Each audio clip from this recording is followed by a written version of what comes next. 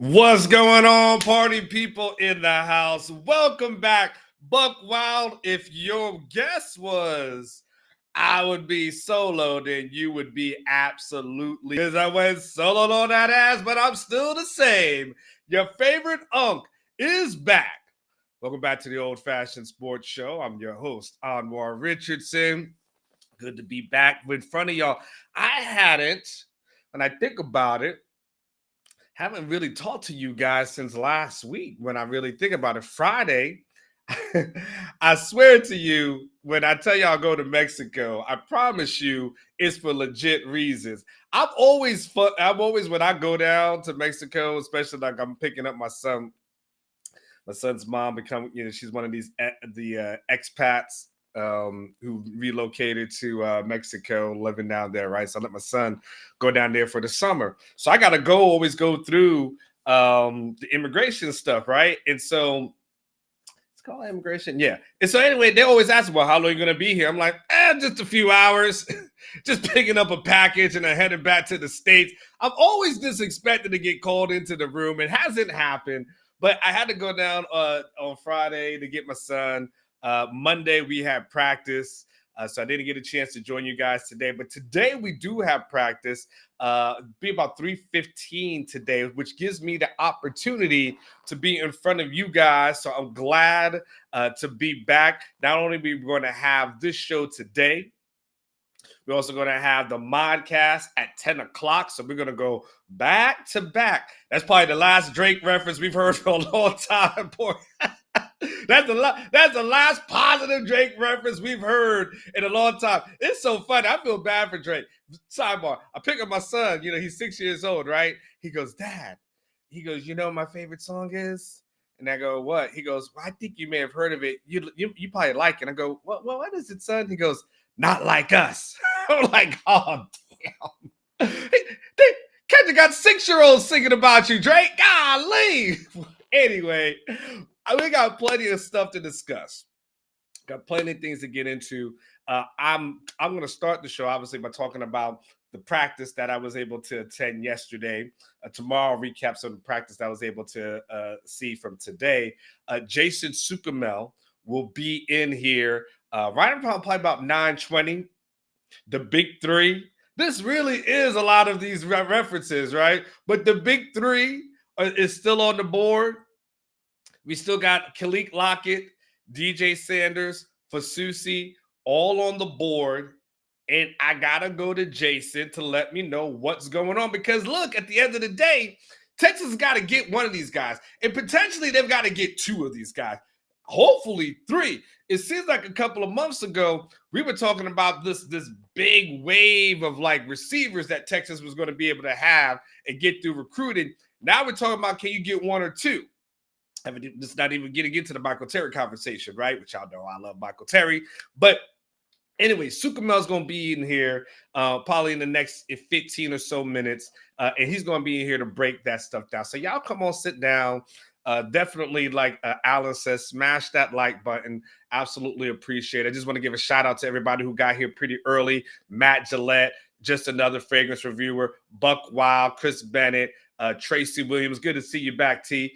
Of course, Alan is back in here as well. And Jared is in here in the chat. Good to see y'all. I felt like I saw Money B earlier, but then maybe I missed something. I felt like I saw Money B in here, at least on the online version. But if not, he'll be in at some point. And where's South End Zone Queen? She haven't been here in a while either.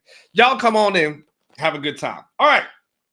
So they opened up practice to us yesterday. By us, I mean the media. And we had the opportunity for a good while. And I was able to get some better notes. The last time we had practice that was open, I didn't feel like there was a lot going on. It was really limited. And I will say that would be Thursday because I wasn't there on Friday night. So it would be Thursday was the last time I was here. And I thought it was hard. It was hard to gather notes. Yesterday, I felt like I was able to get a lot of things that are still on orangebloods.com. Hopefully some of y'all took advantage of the promo. I hope y'all did. If you are, I know you're enjoying it. I will give you some of my thoughts and observations. You can see some of the videos that I put on Twitter, but we're only allowed to do like 20-second clips on Twitter. I may have broke the rules on the first day or so by posting about like a minute and a half, 2 minutes. I was informed that I can't do that anymore. And so we back to the 20-second clip mark. So I just post a few 20-second clips. You can see a nice clip of Jane and Blue in there as well. So when we got so typically, let me set it up for y'all so you get an idea what we're walking into. I'm going to take you behind the curtain so you can understand what happens. So typically, they'll start practicing a little bit. They'll start running their things, and then eventually they'll let us in, as us, I mean media, and then we see the stretch portion of it, and they start stretching, which counts as one of our periods, right? But in any case, you get it. Like, don't want to give away proprietary information. So I totally understand it. And I appreciate what they do allow. The stretch up, by the way, you can get to see certain things with certain folks. Someone had a really good observation on Twitter. They saw a video I posted of Jere Bledsoe, and they were able to see him like just jumping and getting up and down and just showing that agility. So you get to see a couple of things from stretch, not the most ideal, but you still get to see a couple of things. You get to kind of glean a couple of things. And if you are on Twitter, I'm not calling it X. I don't know what the hell that's all about. But if you are on Twitter, you can go ahead and see some of the things like that. And glad Bianco didn't pull the credentials like some of these other accounts. Yeah, you know what? I'm going to talk about that, by the way, Nate. I'm going to talk about that probably in the modcast. I feel like that's going to be one of my parting thoughts. And I don't want to get too far off the path, but that's weak sauce, man. I don't know anything about these guys from 24/7. I understand what happened. It's just weak to pull someone's credential like that. But I'll talk about that a little bit more in the modcast. So after the stretch portion, then they went into 2-minute drill. And I'll talk about rapid fire, obviously 2-minute drill kind of stuff. So you understand that, like, we're not tackling to the ground. So there's pads, but it's upper body pads. There's no lower body pads. So and one of the reasons Sarkisian says that's actually a good thing, because it actually will teach guys good pad level, right? He's actually said there's a good pad level to actually know, okay, you got to hit up top. We're not going down low. You guys know, you guys played football, observed football. Sometimes when you die from them legs, you come up, boy. Like, hey, snake eyes. It's something bad to happen. So, as I started watching the first drive, so the first drive was led by Quinn Ewers. Second drive was led by Arch Manning. So they start on one side of the field, drive all the way down. Then it comes to the other side. Archer take over, and then he drives all the way down on the other side, right? And so that's kind of how the setup is, and that's kind of how it goes. Now, of course, when you drop a super chat into the show, you get to you do. I will stop what I'm saying and go back to it. Here we go. Buck Wild, our favorite trucker out there. Be safe on those roads, boy. I don't know how y'all do it, boy. Goodness gracious. Everyone cuts you off and act like truckers don't exist. But good morning, Mr. 512 as well. DWD as well. Good morning to everybody. Y'all come on in. He said, I asked Catch this yesterday. If you had to bet your net worth. What? Well, that's an easy bet. Catch and I had like a fake $50 bet over the weekend, right? Just fake 50. So I like this. Who are your 3 wide receivers that run out on the first offensive play versus Colorado State? It's so interesting you say that, Buckwild. Okay, so I'll jump around a little bit just for you, because it is actually something I want to address in my notes. This is literally way down in here, but just for you, because you have a super chat in here, bro, I've got you covered.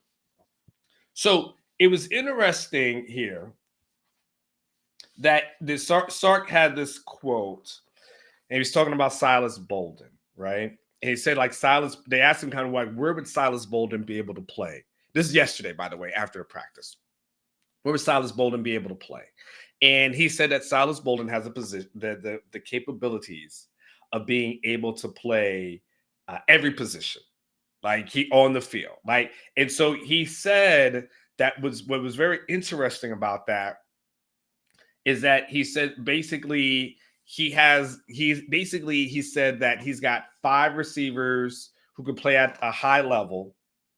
And he said Ryan Wingo is a guy that's kind of primarily on the outside, basically because he still has stuff to learn. He's young, but once he gets that down, he'll be okay. So we know.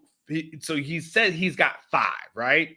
And so that narrowed that to me that number down, because remember before we heard about they've got 9 guys that are going to rotate between first and second team.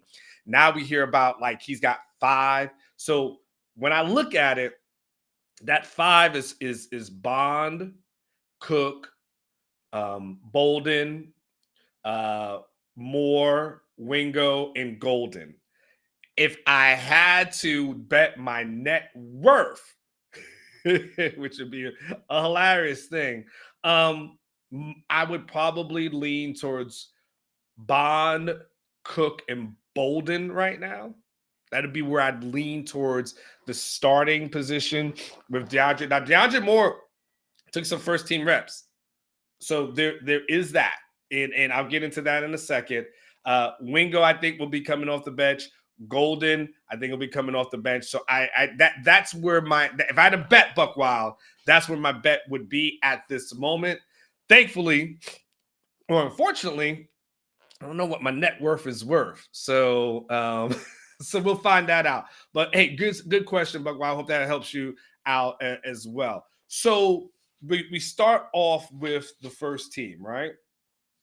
And so Quinn Ewers leads this drive down. And I noticed, speaking of the receivers, right? Jonte Cook. Loved him. Just absolutely loved him after catching. Now, again, we're not taking guys down to the ground. So everything I'm saying, take it with, a little, you got to factor in the situation, right? So don't just like, damn it, man. Like, you got to get hit, like all these other kind of things, but you can still, if you got an eye for things, you can see talent. And every time a Jonte Cook would catch the ball, I am talking about explosive. And I kept thinking about with that guy like that yak is going to be nice for him. I kept thinking that he's going to have some nice yak. Like I really feel good about Jonte Cook. Yak, by the way, is yards after catch. I liked seeing Isaiah Bond when he was out there as well. He just had that explosiveness, just this ability, him as well.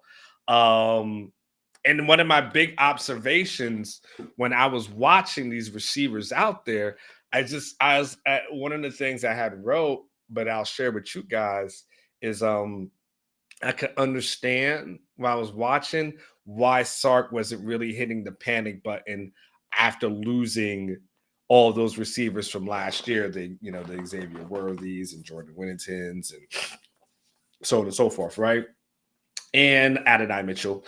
And it has something to do with, it's not about, and Sark said this pretty good the other day, and it makes sense when he says they're not necessarily looking to replace the player, they're looking to replace production. So it's a totally different mindset, right? If you look at to say, I need to replace Xavier Worthy, well, who on the team can run like a 4.2, right? But if you look saying to yourself, but I can get productivity and production out of Bond or Cook or Bolden, who pretty damn good, man. He's pretty damn good. He has lived up to the hype. Young man can absolute fly.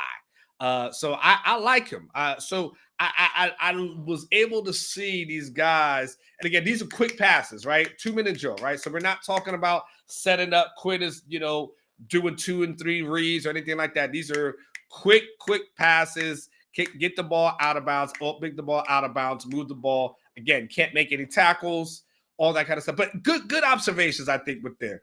So Michael Taft has been playing with a cast on his arm. He's got a cast on his left hand. Now, look, I'm not a doctor. I just play one on this YouTube show. But it looks like when you look at the cast, you've probably seen some pictures. It looks like it's protecting the thumb because it's got the other 4 fingers out. So there must be some look. They got the cast protecting here and then everything else. So it looks like it's probably some sort of thumb injury that he's going through, but he looks fine.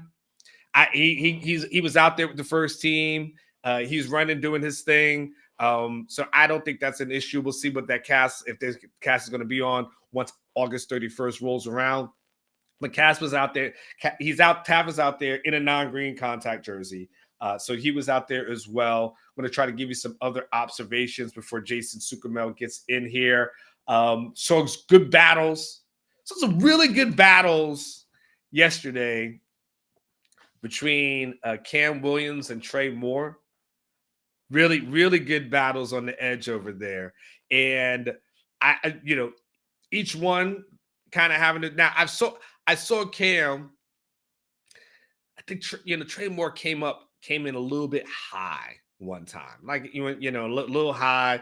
And because he came in so high, he was standing up so straight. I mean, Cam Williams, I don't, lack of better terms, I call it just sit someone down.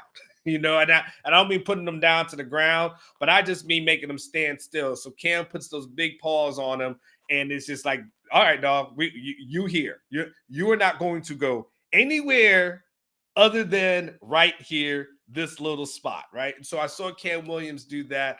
But then I saw him like on the next play. And again, these are just little things, but I think that there was a run play that ran to the left. And so this is out of there. And these guys are battling so much that when Trey Moore decided that he was going to try to disengage and run, I see Cam just pulling jersey like this. And dudes, my man's trying to get away and he's pulling. And I kept thinking, man, that could be an unnecessary hold call that's out there. But they're battling. And the thing that Sark said about Trey Moore that I thought was really good, he said, Trey Moore is that guy that he's really trying to set you up with different things. And so he kind of sees you, then he analyzes you. So there's a tactical game that Trey Moore plays. And I'm sure Cam Williams is used to it. And so, again, good battles. I think if we go by the iron sharpens iron kind of mantra philosophy, seeing Cam and then, of course, seeing Moore going against each other, I felt like I was watching iron sharpen iron when I watched those guys play because I felt like those guys were pretty good. I did mention that I saw DeAndre Moore running with the first team yesterday. So that first team offense, DeAndre Moore was in there, throwing a couple of blocks, didn't get any pass plays from remember seeing, but throwing some blocks that was out there. He put a really good block on Gilbo when he was out there. And I love Gilbo, by the way. I love Gilbo. And again, winners and losers in every single battle, right? You're going to have one guy wins one play, another guy wins another play. So it's all good. It's all productive. But I did see more that was out there. Be interesting to see where he falls in line. There's probably a question I need to ask a little bit more as relates to the Moore situation. But good to see him in there. CJ Baxter looked pretty good. Baxter and Blue, both of those guys are pretty good. Both of those guys are very consistent. So you don't have much to worry about that. Jason Suchomel is in here. He's in the background as well. So there's one thing I'm going to say. And then I'm just going to give you a couple just second team things. And then honestly, we're going to get into Jason some recruiting stuff.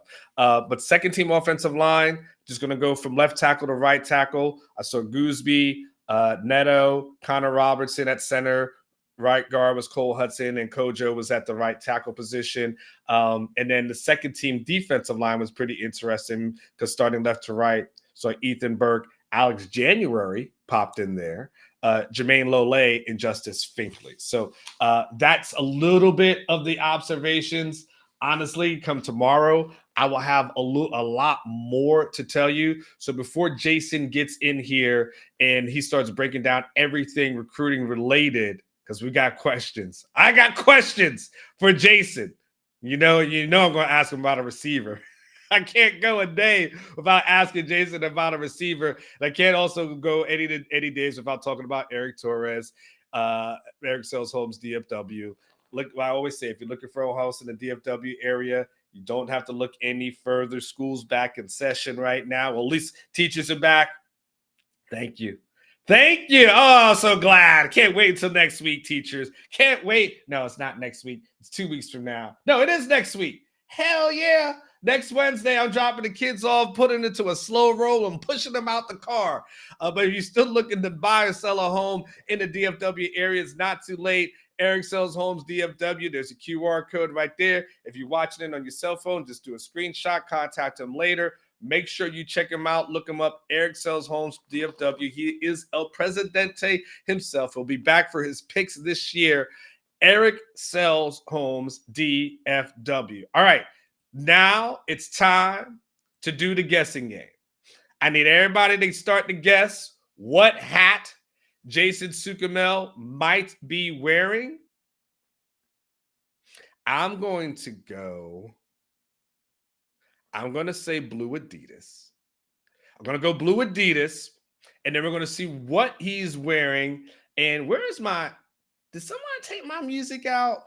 Somebody literally took my Speakeasy Lounge music out. Well, ain't this a blank? Well, damn it, man. Well, Jason, I just have to put you in. They literally took my Speakeasy music. Who took this out the system? That person deserves 1,000 lashes. Come on in, Jason Suchomel. Let me bring you in. Good morning to you, Jason. How are Adidas? It is. We're gonna fight somebody over taking that music out on where you do some research, you figure out who that was, and then we're gonna team up on them. Jason, that gets you in the mood. It makes everyone smile. It has to be no one other than Tyler.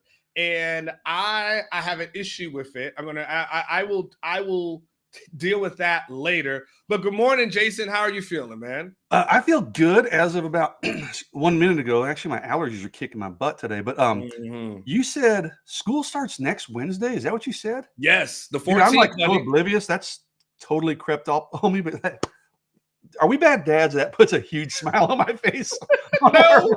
No, not bad dads. I am literally, you know what makes me a bad dad? I've had that on my calendar since the school got out. It's like vacation and first day of school. Those are the days on our calendar. And then my oldest starts middle school this year. So we've got meet the teacher with him on Thursday. Mm-hmm. So, and then go through I guess teachers. Because middle school. You can just kind of walk their schedule if I remember correctly and do all that stuff. Yeah. So teachers on Thursday. Then my youngest son meet the teacher on Monday. So I am counting down to that. You're in the young stage, dude. I've got moved my son to college on Thursday and then moved my daughter to college the following Monday. So wow. What schools are the kids going to, Jason? Well, my daughter's going to Texas State, and my son was at Houston last year. He's transferring to Texas State. He swears it's coincidental, but that's where his girlfriend goes. But he swears it's just a coincidence. And they're going to be living in the same apartment complex. Yeah, I'm like, oh yeah, sure. Just a coincidence, sure. He didn't know when he put in the application papers what school she was going to? Oh, no, Onward, of course not. Yeah. Yeah. So and like I said, they're going to have separate apartments, but in the same apartment complex. I'm like, what am I paying rent for? Because I know you're never going to be at home, or she's going to be at your place the whole time. So teenagers, dude, we gotta love them, right? Well, yes. Well, man, good luck to that. You said that's next week, Jason. You said? Yeah, my son next Thursday, so the day after the kids start school, and then my daughter the following Monday, whatever date that is, 19th or something on. All right, cool. Jason, let's start with DJ Sanders out of Bellevue. We're going to talk about the big three. We're talking about Sanders, Fasusi. We're going to talk about Lockett, right? But I'm going to let's start with Sanders because Sanders is supposed to be this week, correct? If I read it correctly, give us maybe for everyone who doesn't follow recruiting extensively, the background on Sanders, maybe how many times he's kind of visited, and then maybe where Texas stands with him and maybe why he's important, just for those who might be kind of new to who the hell DJ Sanders is. Yeah, it's funny. He's a big prospect. He's been on their radar for a long time, but we don't talk about him that much. I mean, you and me, or even on Orange Bloods, when I do a list of, hey, here's who they're targeting, he's in there, of course, but he just doesn't, I hate to say market himself, but he doesn't really do interviews. He doesn't do much of anything. Honestly, he's not in close contact with college coaches. He's not one of these guys who's talking to coaches every day, or if they reach out to him, it may take him a few days to get back with them. He's just very, I want to say anti-recruiting, but he's just an interesting dude that it's not his primary focus. So he is a priority target. He's a defensive tackle. Obviously, we know Texas needs interior defensive linemen in a bad way. They got Josiah Sharma recently to flip from Oregon, but DJ Sanders he's a Rivals 250 guy. I think he's the best defensive tackle in the state. Some might say Zion Williams, but I think DJ Sanders is. He's out of Belleville, so kind of a smaller town down in the Houston area. He's a guy, Omar, with tremendous upside. Now, I think he's got some work to do to hit that upside, but this guy's a future NFL player if he puts in the work and does all the right things and continues to develop. So, but Sanders has been to Texas a couple times. I think 3 by my count. A couple unofficials. He did come in for an official visit, and it's kind of like Texas A&M, Michigan. Okay, nobody really knows. He's not telling the coaches. He's not telling. I don't think he's telling his coach at Belleville. I don't even know if he's telling his family. I would think he probably is, but knowing DJ Sanders, he might not be. So I was told yesterday, I was checking around, and they were saying, hey, I was told, yeah, he's going to, the plan, I said, that's the plan, is what I was told, for him to commit this week. Now, might DJ Sanders be the type that I'm going to push it back a week or two? Wouldn't shock me. Like I said, he just kind of just takes things day by day. But the plan is for him to commit this week. I think it's supposed to be Thursday. I actually hit some people up today again just to say, hey, is that 100% on Thursday? Hey, if you don't mind, can you kind of give me just a window? Is it going to be from 10 to 12? So that way I'm not stuck by my computer all day on Thursday. But I think it's going to be Thursday, Omar, Texas A&M, and Michigan. Where does Texas stand? Dude, that's anyone's guess right now. There's some thought that Michigan might be Texas's biggest threat. He's a small town guy. I don't know, man. Again, I've never talked to the young man. He never talked, so I don't know him that well, but just small town Texas guys don't usually go all the way to a place like Michigan. I still think people come down to Texas or Texas A&M. I was talking to someone close to DJ yesterday, and they said he doesn't want a big ceremony. When I tell you the kid doesn't like recruiting, doesn't like talking, people close to him were like, hey, dude, let's do a live stream. We'll get media involved, da-da-da. DJ's like, nope, don't want it. Don't bother. He goes, I'm just going to call the coaches that day. I'm going to pop something on Twitter, and then I'm done. So he's a very unique kid. He's a very tough one to read. So I don't have a great read. I think Texas is in a pretty good spot, but I'm not sleeping on Michigan, and I'm definitely not sleeping on Texas A&M. The Michigan thing would kind of be interesting to me, Jason, because you're talking about small town guy going up to Michigan. Now Ann Arbor does have a kind of a small town feel, but Michigan's got some violations that they're potentially dealing with. The coach may have a show cause against him. That doesn't sound like the most appealing recruiting pitch at this time. Maybe down the line, but I don't know if you're Michigan, how do you sell a guy that, hey, why don't you leave your small town and come here?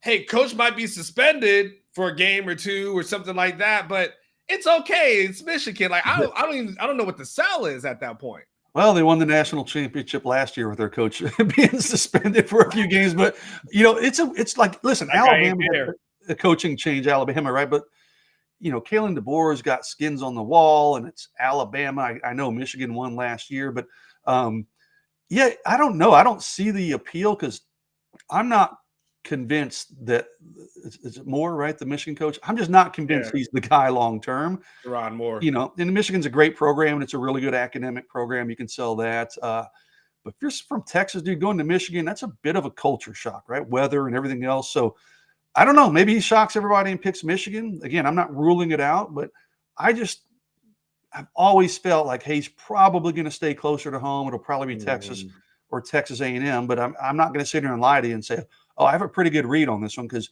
I mean, even the college coaches that are recruiting him, I don't think have a really good read on what DJ Sanders is going to do.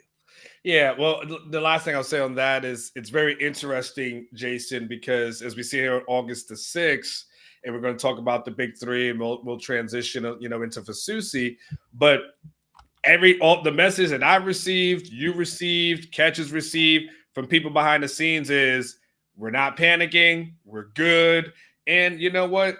By the time the end of August hits here, things are going to be looking different from a recruiting perspective. So I feel like I'm waiting for one of these dominoes to drop.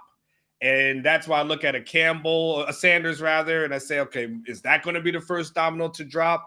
If that isn't the first domino to drop, then could it be Fasusi? No. Let me jump in on where Kaleb Lockett actually announces tomorrow, so we should probably. Lockett's tomorrow. Okay, my bad. Yes. Okay, my bad. Yeah, no. Hey, it's hard to keep up, brother. The only reason I can keep up is I've got a running list that I check on my computer every day because. Okay, well let's go to Lockett then. Let's go to Kaleb Lockett, the receiver out of Texas. How do you say the name of that city, by the way? Saxy. Yeah, Saxy.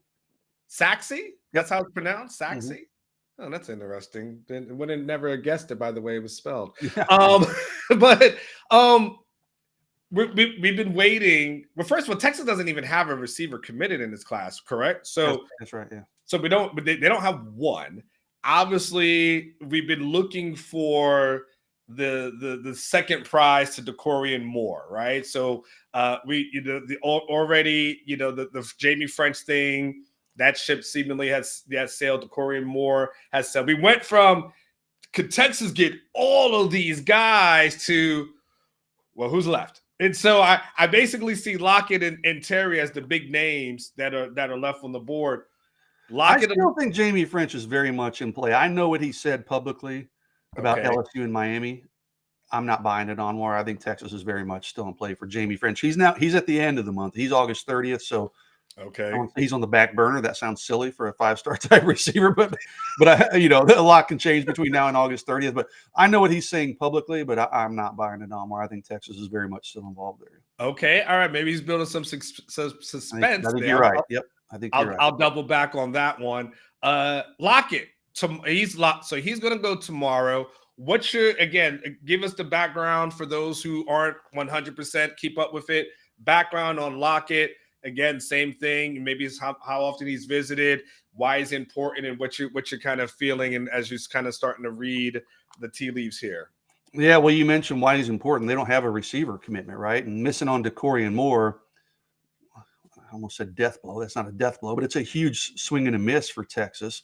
But if you can get Kaleb Lockett and maybe Jamie French and a Michael Terry, that softens that blow, certainly. I mean, it's an interesting question. Like, if you said, okay, you can get DeCorian Moore, but you're going to miss on those other receivers, or if you can get those other receivers and miss on DeCorian Moore, and DeCorian's like a all-worldly talent, but I'm not sure. Sometimes strength in numbers is better than one guy, right? So, this could still be a great receiver group. But, yeah, Kaleb Lockett is scheduled to announce tomorrow. I believe it's at noon. Tomorrow he's going to make his announcement.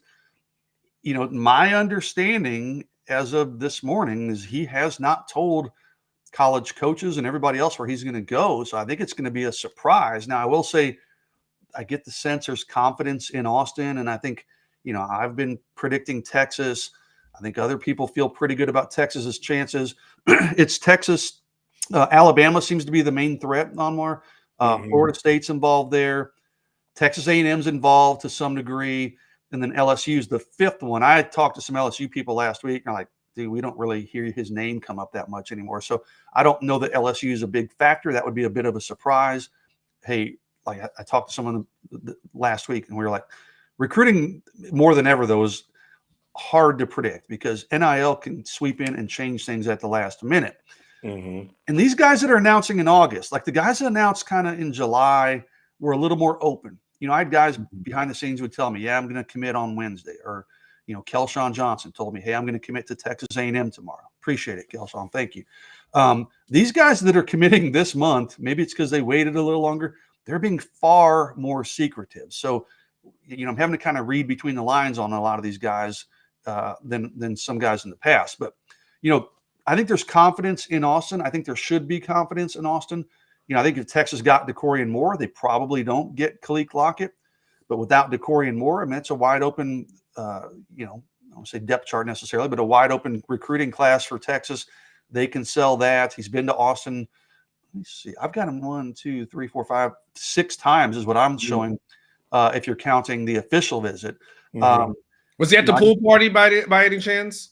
No, not the one recently, but he came in. I think April 6th was his last time in Austin. But no, really, Michael Terry and Jonah Williams are the only big.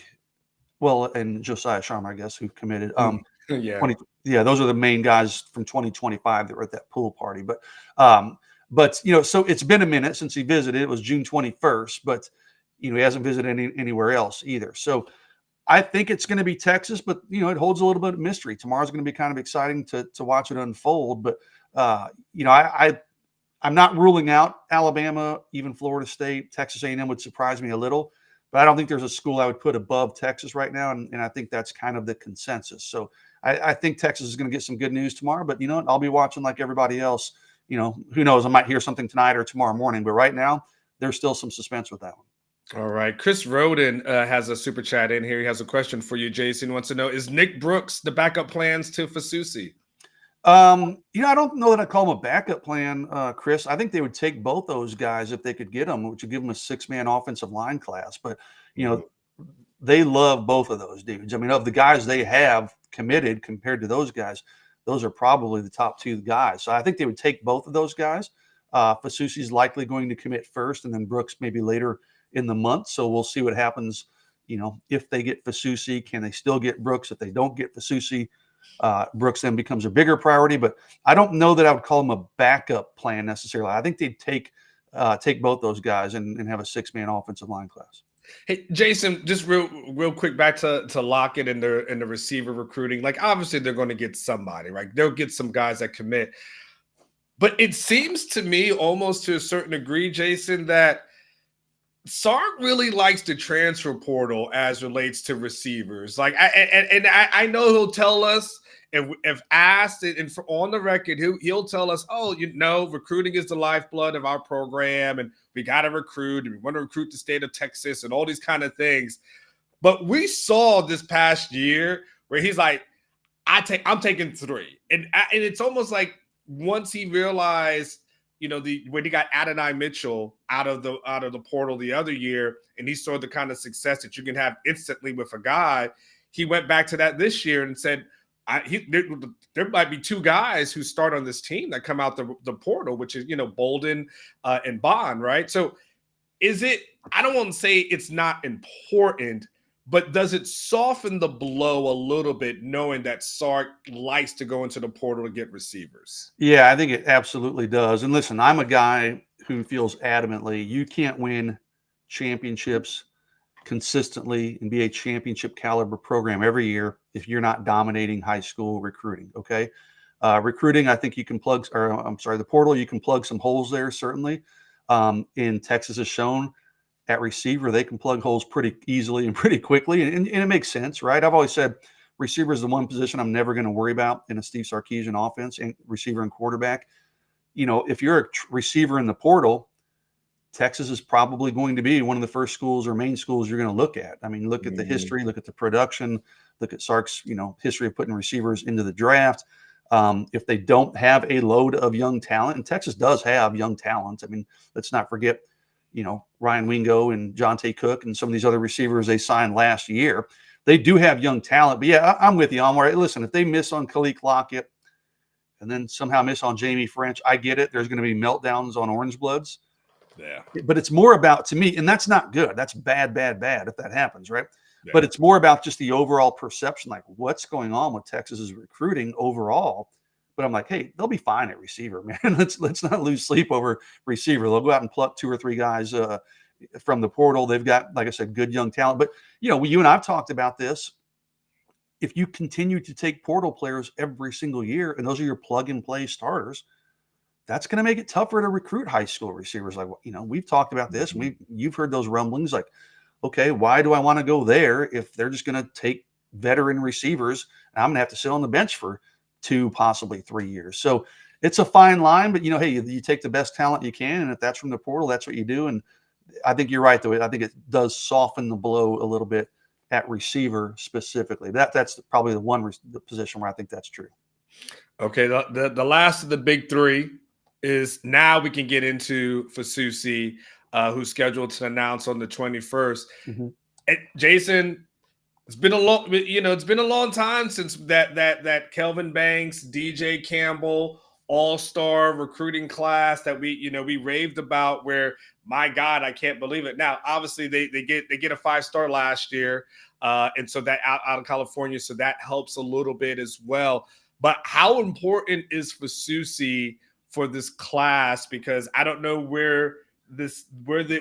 tell me where you think these offensive linemen are this year compared to maybe some previous years, because I hate to say do or die, but it seems like if you get Fasusi, that cures all, and everyone's like, all right, we got an elite offensive lineman, we're good.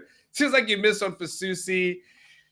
That's another gut punch, and miss on Moore and Fasusi, miss on the top receiver in Texas, miss on the top offensive lineman in Texas. That would seem like, a double blow. Yeah, I've said this for a while, and I said this before DeCorey and Moore committed to Oregon, so this is not me just telling Texas fans what they want to hear. I think Michael Fasusi is the biggest must get in this class for Texas. I think he's an elite talent. I mean, I think he's one of the best offensive linemen I've seen come through the state probably in the last decade. I mean, and that includes Kelvin Banks. I think Fasusi, Kelvin Banks has been so good, and he was so good from day one, right? I mean, it was surprising how good he was from day one. Usually offensive lineman takes, a couple of years to develop. Can Fasusi be that guy day one? I don't think that would be the case, mostly because I think he could be, but they don't really need him to be. They got Trevor Gooseby, and they've got some other good young tackles, right? So, you can let him kind of season for a year or so, Fasusi, before you throw him to the fire. But I think he's an elite, high-level NFL player at some point. I think he's that good. Obviously, offensive tackle is always a position of need. I said earlier, I mean, I never really worry about receiver too much with Sark. So when they missed on DeCorey and Moore, I was like, okay, that's not good, but they'll be fine at receiver. So, Fasusi's a huge battle for Texas. He said he's going to commit on the 21st. Here's the deal. It's going to be Texas, Oklahoma, Texas A&M. They actually had a media day yesterday at Louisville while you and I were at UT practice. So I didn't get to go, but I talked to some people who were there and just kind of put some feelers out. And Fasusi told me a while back, I mean, literally 2 months ago, hey, it's going to be Texas, Oklahoma, or A&M. That's not new. He is still talking to all 3 coaching staffs.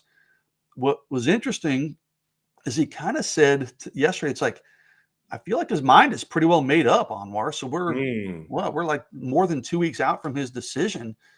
Now that can change, obviously, but he said, hey, I haven't told any coaches or anything. He said, the only people who know are me and my family. So, maybe that was like, hey, here's where I'm leaning. But he kind of made it sound like, hey, my mind's kind of made up, but the only ones who know are me and my family. He hasn't told any coaches or anything else. So that's pretty interesting to me if he feels like his mind is made up, or at the very least, I think he has a pretty good idea of where he's leaning. So, we've got 15 days. There's still room for movement there. NIL is going to be huge in that one, like it was DeCorey and Moore. There are going to be some big numbers thrown around at Mike Fasusi. I'm still sticking with my Texas pick. I know there's a lot of Oklahoma buzz. I talked to Oklahoma people last week, and they said, hey, there's confidence in Norman. They feel like if NIL is fairly even, okay, if it's pretty level, people in Oklahoma program feel like they're going to win. I'm like, I don't know, man. I just keep hearing in Austin, like, hey, just wait. August is going to be a huge month. It's going to be a huge month. I'm like, that has to include Michael Fasusi, right? Yeah. If you don't get Fasusi, it could still be a very big month, but it's not going to be monumental potentially. So I'm still sticking to my Texas prediction. I've had it in for, I don't even remember when I made it. If I pull up, it's been several months. Okay. So I'm sticking in my Texas prediction Anwar for the time being. It was back in March. So it's been 5 months? I've been predicting Texas. So I'm going to stick with my prediction, but there's a little bit of mystery with that one as well. Well, it's interesting because one of the things I was told, Jason, and this would be, and this is why you should stay with it, and we'll just see what happens. the date I was given was, I hate to do this, right? Because this is gonna come back on me. But I was told by the 24th of August that they will be able to basically stick a middle finger in everybody's face. Well, that's Fasusi, and Jonah Williams commits on the 24th. So, and there's a question in the chat from Mike. Says, what's more likely, Jonah Williams to Texas or Ayuk to Pittsburgh? Well, Ayuk to Pittsburgh, sadly, is not going to happen, I don't think. So the answer to that question is Jonah Williams to Texas is more likely. And you know what, Mike? Like, I don't know what Jonah's going to do. I don't know if Jonah knows what Jonah's going to do. But I put this in the war room last week. There was a time everybody thought he was a lock for Oklahoma going back to the spring. Well, that didn't happen. Then it was, I think Texas A&M was the next one. Okay. And then it was Oregon. People were predicting Oregon. Then LSU was like, oh, LSU's got this one locked up. Then it's Texas, and he tells Orange Bloods a couple weeks ago, hey, Texas is in his top 3. I heard, hey, Texas is probably even top 2. I put it in the war room last night. Even if he commits elsewhere, he's expected to take a Texas official visit. I'm just hearing some things. I mean, I think Jonah Williams to Texas is a very real possibility. I'm not willing to stick my neck out too far and say, hey, I'm going to put a future cast in for Texas, or I'm predicting Texas, because this one's been all over the place and he's really hard to pin down. But I'm hearing just the things I'm hearing. Hey, Texas, there's maybe not a school I would put above Texas right now. Okay. We'll see what happens, with LSU and Texas A&M, Oregon, obviously still hanging around there, the Schlossnagle coming to Texas thing that helps out. Although I was told, hey, I think it's more of a football decision, and then baseball's kind of secondary. But hey, having Schlossnagle, yeah, it may be secondary, but still a part of the decision, right? Having Schloss come from A&M to Texas really boosted Texas's chances. He visits for that pool party. It's close to home, fairly close to home. There's a lot about this thing that makes sense all of a sudden, and including the fact that I'm told he's going to take he's expected to take a Texas official visit in the fall. So Jonah Williams to Texas is a very real possibility. Okay, last question, Jason. So we can get out of here because we've got the modcast coming at 10 o'clock. Okay, Jason, you've got teenagers, so this is going to be right up your alley. 4 of them on war. Literally 4 of them. Yeah. Boy, you went back to back, didn't you, Jason? 13, 17, 18, 19, brother. So yeah. Wow. 3 girls. 2 with COVID, by the way, as I just keep piling on. Yes. You were definitely. I'll say it off air. So yeah. I can't. It's still a morning show. Jason. Okay, I know all these guys are planning to commit in August. Okay, and I get that. But Jason, I've seen this, and you've done recruiting for years. It seems like inevitably these kids get the itch, and all their friends are taking visits. They're not taking visits in their senior year. And then inevitably we hear something about a kid who now in October decides, you know what? I'm still committed here, but now I want to go over here. And so my question to you is, even if these things happen in August, kind of like what you were just talking about, are we really putting a ribbon and bow on all of it? Or do we have to say to ourselves, these are teenagers, and sure, they're going to say it now, but come October or November, these guys might take some more visits and anything can happen? There's always going to be some of that, right? But I feel like most of these guys, especially now, they have kind of NIL agreements in place. When they commit, they know what they're expecting. I think most of these guys will be pretty solid with their decisions. The one that I would keep an eye on is Jonah Williams. If he ends up committing somewhere else, and if he's still going to take a Texas official visit, well, that's obviously a big deal. And I know people talk about DeCorey and Moore and Riley Pettijohn. I don't know, man. I think flipping those guys is going to be a lot tougher than, I think Texas fans, be it for better or for worse, always feel like, we can flip them. We can flip them. We're Texas. We can flip them. Well, I don't know, man. Oregon's a pretty good program. Ohio State's a really good program for Pettijohn. Yeah. It's not like they, committed to SMU or something, with all due respect to SMU. So I think most of these guys onward will be pretty solid with their commitments once they make them. Mm-hmm. These guys nowadays are like, hey, I just want to be committed before my senior season, not have to worry about it. 90% of them probably are going to graduate in December. So they just don't want to be worried about that with the last few months of their senior year of high school and their last season. So I think we'll see some of that. There's always going to be a couple guys that flirt. I mean, we saw last year Texas flipped a couple guys. But I think more and more, I think these guys are going to be pretty solid with their decisions. And if they commit to Texas, Mm-hmm. I'm not as worried about them looking at other schools as the potential if they commit somewhere else, possibly flirting with Texas still. So, but I think by and large, most of these guys will be pretty happy with their decisions. Okay, Billy Bird said something. He goes, "My brother driving 44 years for HEB." I don't actually understand the rest of it though. What is? I think What usually is predict is that a score? oh, Billy, you got to put a period or something. I thought it was a route. Okay, I got it. Okay, I was like, is he? CS? I guess that's College Station. So he's doing the home opener. He's doing Texas versus Colorado State. Okay, I was thinking Texas A&M, but okay, Billy. Okay, we had to get our decoder rings out together. Yeah, Billy. I need to put a period after that after certain things. So first of all, Billy, shout out to your brother who's driving for 44 years to HEB. That's amazing. I love HEB, by the way, Jason. Dude, I had me and my buddy say, I don't know if I could ever move out of Texas because I'm so loyal to HEB. Yes. No, man, I lived in Florida. I've had Publix. I've lived in Michigan, so I've had Kroger.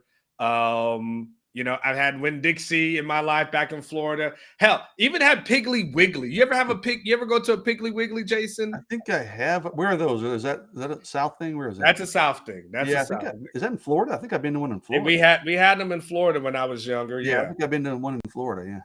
Yeah. So I've been to Piggly Wiggly, Winn-Dixie, Cash and Carry, Publix, Kroger, Randall's. Probably been to Randall's if you're. I've been to Randall, because they got one in Cedar Park. Yep. And I lived in Steiner when I first moved here. Mm-hmm. Hated the traffic, hated it. I was like, this place sucks. So I had to move out of there. HEB blows away everyone away, man. Like they just blow out everyone away. It's not even a close. And they've got these things now.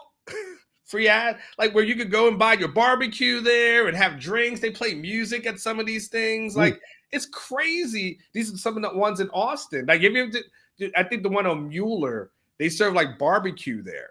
I haven't been to that one, but I know the one I'm in Georgetown twice a week with my daughter, and I got time to kill, so I'll go to. There's a barbecue place in HEB. I forget what it's called. It's pretty good, dude. I'll go there and eat, and it's I'm like, all right, I'm just gonna eat barbecue and walk around HEB for an hour or so. Maybe just getting old. I don't know. Yeah, well, I think that's definitely part of it. Yeah. All right, Jason, go ahead and get out here. I got it. We'll be back in 5 minutes. I'll close this out as well. So I'll see you in a few. Jason Suchomel, obviously, expert recruiting guy, does exactly what he does. Safeway. I don't know if I've been to. I have been to a Safeway. I've been to Trader Joe's. People like Trader Joe's. I've been to the Whole Foods. I've been to the Whole Foods and everything. But HEB's got that. I mean, HEB is just that fire, man. Like that would probably be the thing that I don't know if I can leave this state. So shout out to your brother, Billy, though, who's been driving for 44 years. Tough job for those truckers, man, who are out there on the roads. I feel for you. Everybody's always swerving in and out, like almost causing accidents. You guys have to have your head on a swivel the entire time. So you guys do the damn thing and continue doing it. Listen, in 5 minutes, we will be back for the Modcast, literally in 5 minutes. So before y'all go, do me a favor. Please hit the like button. All you got to do is take down the chat in the right-hand corner. Just hit that X and hit the like button before we go. Subscribe to the channel if you have not. I've got a lot of things that tomorrow that I got to get into that just didn't have a chance to get into today. But I have more of that information tomorrow. Plus, we got practice today at 3:15. So I'll also be able to give you a full recap of practice from Tuesday and Wednesday. Is that right? Or Monday and Tuesday. And Wednesday, I'll give you the recaps of everything. Okay. So I'll be back. I got to get off this thing. Y'all take care. It's good talking to you. Appreciate you. Tracy, my main man, T. Haran, Sandman was in here as well. Binks was in here. Tracy Jackson was in here. Fragrance reviewer, of course. Money B came in a little bit late, but he was in here. My card, Vivek, it was always good to see you. And my main man, Mike Torres. We got screwed in this Leagues Cup thing, Mike Torres. Why the hell do we go undefeated, Mike? And then we got to travel on the road to LA. Make it make sense, Mike. I don't understand this thing. Good to see you, my main man, El Presidente. Y'all take care. Remember what I always say, live each day like it was your last, because one day it will be. And get ready, because in the podcast, I'm going to rant on